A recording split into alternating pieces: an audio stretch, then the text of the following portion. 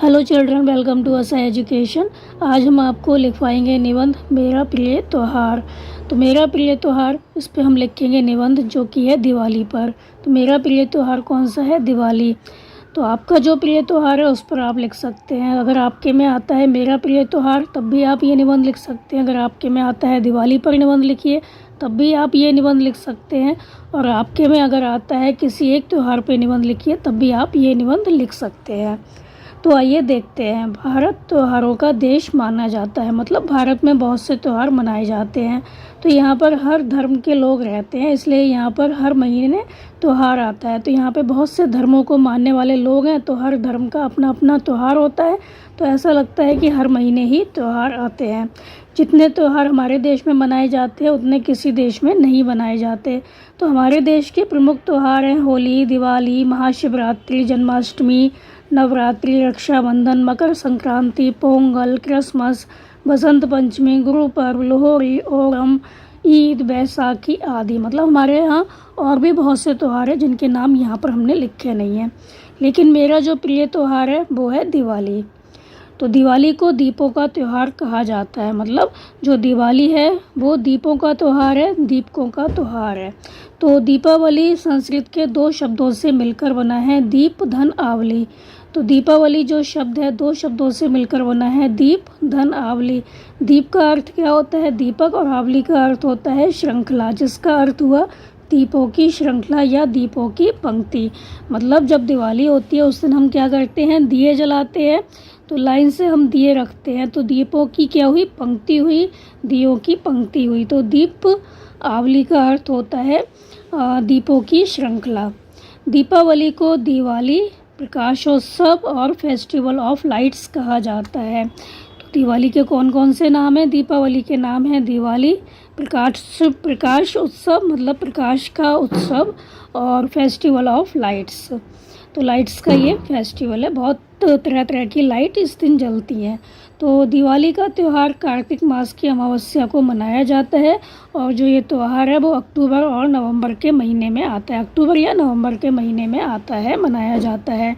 तो दिवाली पर्व जो है वो दशहरे के 20 दिन बाद मनाया जाता है। दशहरा आता है जब, उसके 20 दिन बाद आती है दिवाली। तो ये हिंदुओं का प्रमुख त्यौहार है, लेकिन इसे कई अन्य धर्मों में भी लोग मनाते हैं। हालांकि ये हिंदुओं का प्रमुख त्यौहार है, लेकिन अन्य धर्म के जो लोग हैं वो भी इस त्यौहार को बहुत अच्छे से मनाते हैं।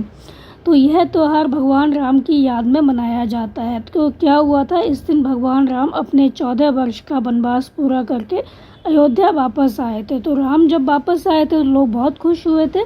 तो राम के स्वागत में, उनके आने की खुशी में लोगों ने क्या किया? घर घर दीपक जलाए थे।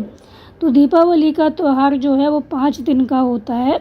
यह धनतेरस से शुरू होता है, भाई दूज पर ख़त्म होता है। तो धनतेरस से शुरू होता है, पहले होता है धनतेरस, फिर होती है नरका चौदस, और फिर होती है दिवाली, उसके बाद होती है गोवर्धन, उसके बाद होता है भाई दूज। तो ये धनतेरस से शुरू होता है, भाई दूज पर ख़त्म होता है। तो दिवाली के दिन लोग क्या करते हैं? घरों को सजाते हैं, साफ़ सफाई करते हैं, घर में रंगोली बनाते हैं, रंगोली से घर को सजाते हैं। तो दीपावली के दिन हम लोग क्या करते हैं? घी के दिए जलाते हैं। पहले हम लक्ष्मी गणेश जी की पूजा करते हैं, और बहुत से लोग सरस्वती जी की भी पूजा करते हैं। पूजा के बाद सभी अपने बड़ों का आशीर्वाद लेते हैं, और फिर घर में दिए जलाए जाते हैं। और इस दिन लोग नए नए कपड़े पहनते हैं, और दिवाली के दिन घरों में नए नए पकवान बनाए जाते हैं। लोग इस दिन पटाखे जलाते हैं। तो दिवाली पर्व अंधकार पर प्रकाश की जीत का पर्व है। मतलब हमारे जीवन में अगर कभी अंधकार है, हमारे जीवन में कभी कठिनाइयाँ आती हैं, मुसीबतें आती हैं, तो इसका मतलब ये है कि हमारे जीवन में अच्छाइयाँ, जो खुशियाँ हैं वो भी आएंगी। मतलब अगर हमारे जीवन में अंधकार है तो प्रकाश भी आएगा ही आएगा। तो दिवाली का जो पर्व है वो अंधकार पर प्रकाश की जीत का पर्व है। अगर हमारे जीवन में कठिनाइयाँ हैं तो खुशियाँ भी आएंगी। तो लोग इस दिन अपने परिवार, दोस्तों, रिश्तेदारों से मिलते हैं और एक दूसरे को क्या करते हैं? उपहार देते हैं। लेकिन हमारे समाज में बहुत से असामाजिक तत्व हैं जो इस त्योहार को ख़राब करने में लगे रहते हैं। मतलब इस दिन बहुत से ऐसे लोग हैं जो मदिरापान है, जुआ खेलना है, पटाखों का गलत इस्तेमाल करना है, इस तरह के काम करते हैं जिससे इस त्योहार को वो ख़राब करने में जुटे रहते हैं। अगर इस पर्व पर लोग इस तरह के काम ना करें और इन सब पर क्या हुआ रोक लगा दी जाए, इन सब कामों पर रोक लगा दी जाए तो दिवाली का पर्व वास्तव में शुभ दिवाली हो सकता है, अच्छी दिवाली हो सकता है। लेकिन इस तरह की जो असामाजिक तत्व है वो इस त्यौहार को ख़राब करने में लगे रहते हैं। तो यह त्यौहार जो है वो खुशहाली, समृद्धि, शांति और सकारात्मक ऊर्जा का प्रतीक है। तो ये त्यौहार जो है वो खुशहाली लेके आता है, समृद्धि लेके आता है और शांति लेके आता है। लोग एक दूसरे से मिलते हैं, जो बैर भाव है वो भूल जाते हैं। तो ये जो त्यौहार है वो सकारात्मक ऊर्जा का प्रतीक है। तो असत्य पर सत्य की विजय का प्रतीक भी हम कह सकते हैं इस त्यौहार को। निराशा पर आशा का प्रतीक भी कह सकते हैं। हमारे जीवन में अगर निराशा है तो कभी ना कभी आशा की किरण हमें दिखाई देती है।